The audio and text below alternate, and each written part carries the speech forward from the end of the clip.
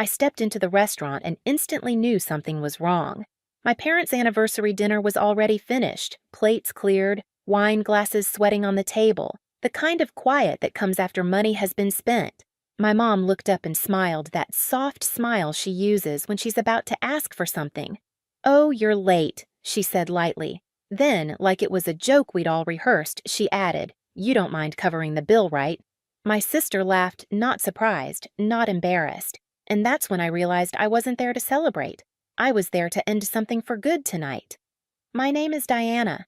I'm 30 years old, and for most of my life, my family has described me with one word: easy.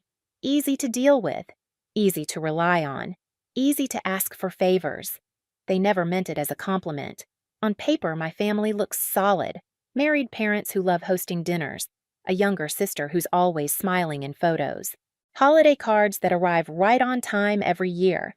If you met us at a table, you'd think we were close. Warm. Normal. But closeness isn't measured by how often you sit together.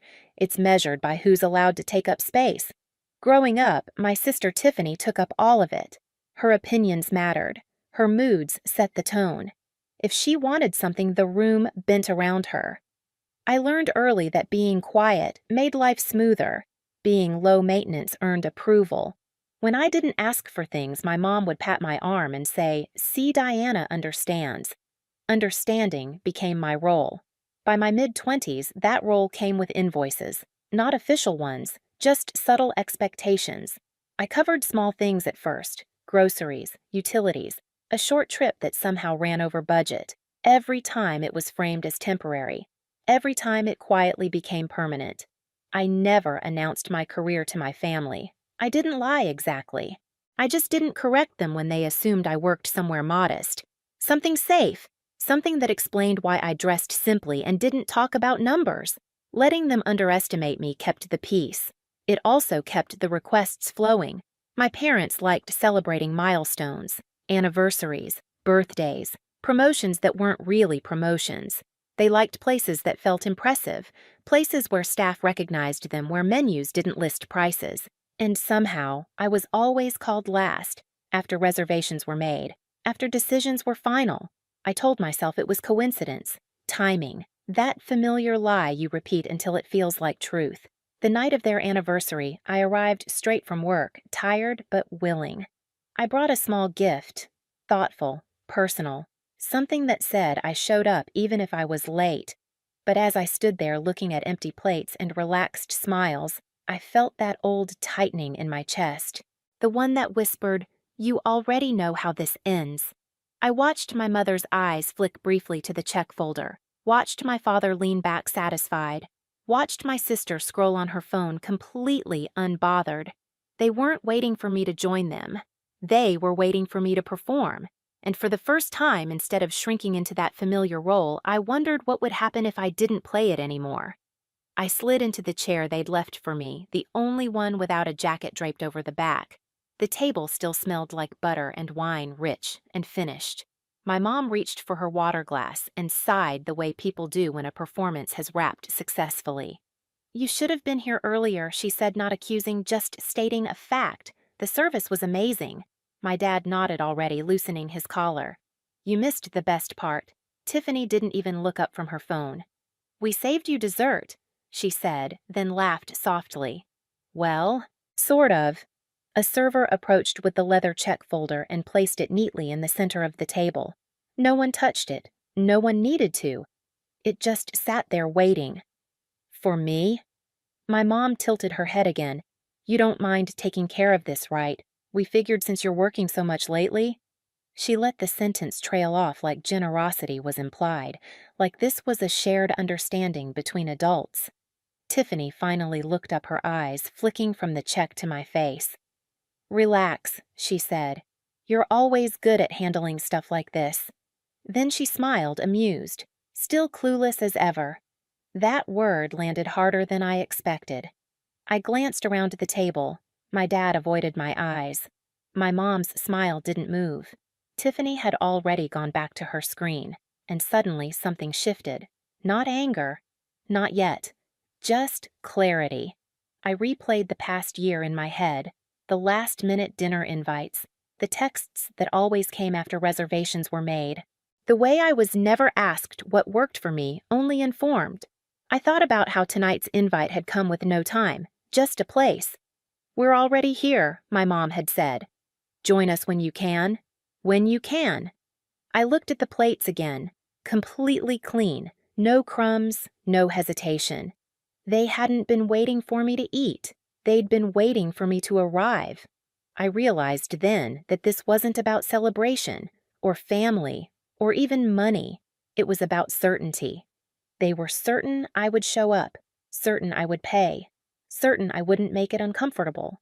That certainty had taken years to build layer by layer every time I stayed quiet to keep things smooth. The check folder felt heavier just sitting there. I reached for my glass, took a slow sip of water, and said nothing. I didn't argue. I didn't explain. I didn't defend myself. Because in that moment, I understood something I'd been avoiding for a long time. This wasn't a misunderstanding. This was a system.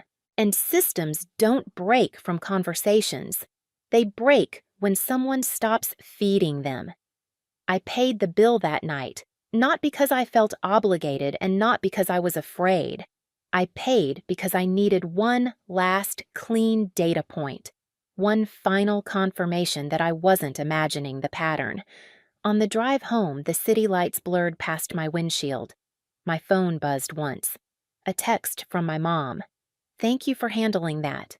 We knew we could count on you." No heart emoji, no warmth, just relief, like a task had been completed. At home, the silence felt different. Not heavy. Focused. I set my keys down, kicked off my shoes, and opened my laptop. The screen glowed against the dark room, steady and honest. I didn't open my work files. I opened the folder I never liked touching. The one I'd been adding to for years without naming it out loud. Payments, bills, transfers, support. Each entry was small on its own, reasonable, defensible.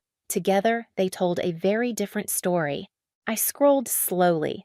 Dinner after dinner, travel expenses, emergency loans that were never repaid, utilities I'd been covering without being asked anymore. It wasn't generosity, it was infrastructure. I leaned back in my chair and let the numbers settle. The total wasn't what shocked me. It was the timeline, how early it started, how quietly it grew, how naturally everyone adjusted their lives around it. Caleb came into the room holding 2 mugs of coffee. He didn't ask what I was doing. He never did. He just set one beside me and waited. "They didn't even pretend tonight," I said. He nodded. "They didn't have to." I told him what Tiffany had said. The laugh, the word clueless. Caleb's jaw tightened, but his voice stayed calm. "That's what people say when they think you'll never stop." I stared at the screen again, at the lines that had once felt like kindness and now read like obligation. "This ends," I said. Not angrily, clearly. Caleb didn't argue, he didn't cheer. He just asked one question. "Do you want to talk to someone before you do?" I already knew who.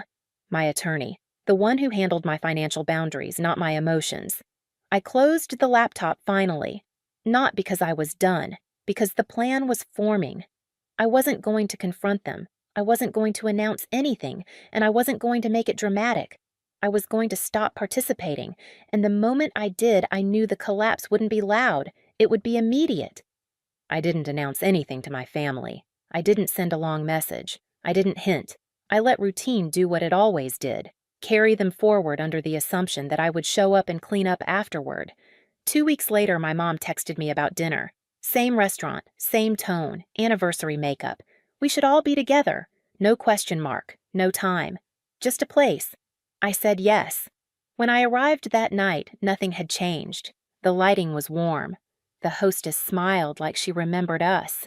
My parents were already seated.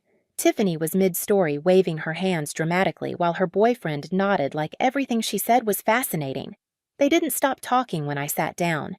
My mom reached for my arm briefly. "There you are," she said. "We went ahead and ordered. You know how long menus take." I smiled. Not tight, not fake. Calm. Dinner unfolded the same way it always did. Plates rotated in and out. Bottles appeared without anyone asking about price. My dad laughed louder after his second drink. Tiffany checked her phone between bites, occasionally angling it just right for photos. No one asked what I wanted. I noticed everything. The way my mom leaned back satisfied. The way my dad didn't even glance at the menu.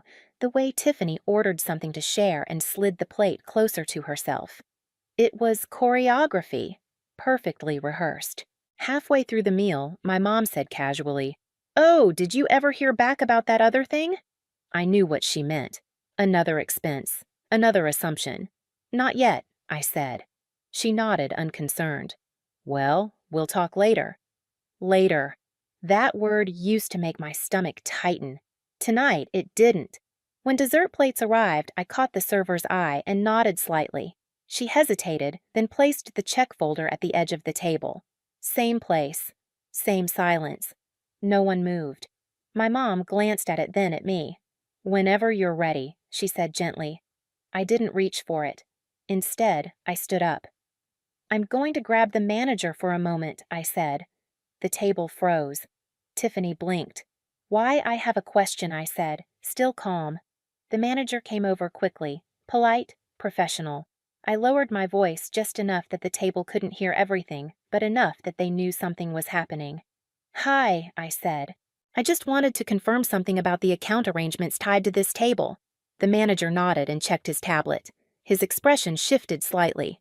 Not alarmed, just attentive. "Yes," he said. "It looks like previous authorizations are no longer active." My mom sat up straighter. "What does that mean?" The manager glanced between us. "It means we'll need a payment method from the party tonight." Silence landed hard. My dad cleared his throat.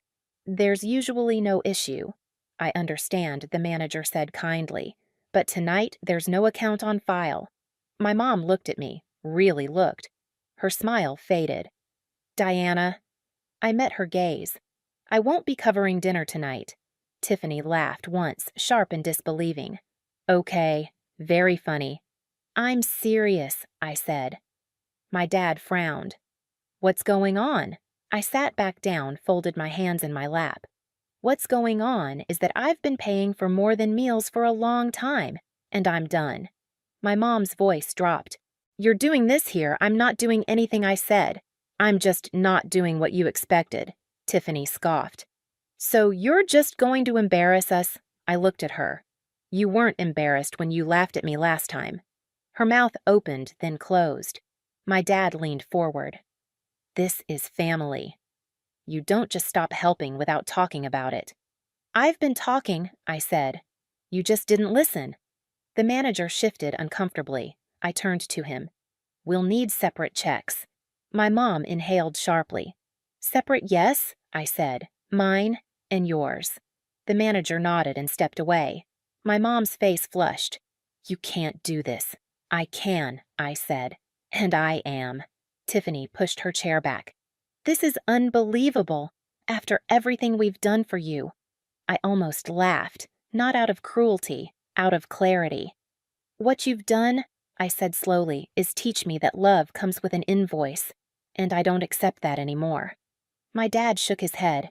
"You think you're teaching us a lesson?" "No," I said. "I'm teaching myself one." The checks came back. One slim folder, one thick stack. My mom stared at it like it was written in another language. "I don't have my card," she said automatically. "I know," I said. Tiffany whispered something to her boyfriend. He stood up awkwardly. I need to take this call," he muttered already, walking away. My mom's hands trembled as she opened her purse. My dad reached for his wallet, then hesitated. For the first time, they looked unsure. Not angry, not indignant, unprepared. The manager waited patiently. My mom looked up at me, eyes sharp now. "You're enjoying this?" "I'm not," I said honestly. "I'm finished." She searched my face for guilt, for softness, for the daughter who would fix it. She didn't find her. They paid, slowly, uncomfortably, with questions they didn't like the answers to. I paid my share and stood up. As I walked away, my mom said my name, not sharply, not sweetly, just uncertain. I didn't turn around. Outside, the air felt cooler, lighter. I knew this wasn't the end. I knew phones would ring, messages would come, accusations would fly, but the system had broken, and once that happens, nothing ever works the same again. The fallout didn't come all at once. It arrived in waves, short texts, missed calls, messages that started polite and ended sharp. I didn't respond to any of them, not out of spite, out of certainty. Without my quiet support, things shifted fast. Dinners got smaller. Plans were suddenly postponed. The confidence my parents wore so easily began to crack, not dramatically, just enough to notice. Tiffany stopped posting photos from places that required reservations. Her boyfriend disappeared from family conversations entirely. No one apologized. I didn't expect them to. What surprised me was how little guilt I felt. I had imagined this moment for years, thinking it would hurt more, that I would mourn something. Instead, I felt steady, like I'd finally set down a weight I'd been carrying without realizing how heavy it was. At home, life felt quieter in a good way. Caleb and I ate dinner without rushing. We talked about work, about plans that didn't involve anyone else's expectations. For the first time, my time felt like it belonged to me. I didn't cut my family off. I just stopped cushioning their lives. I stopped smoothing edges and paying over consequences. If they reached out, I answered honestly.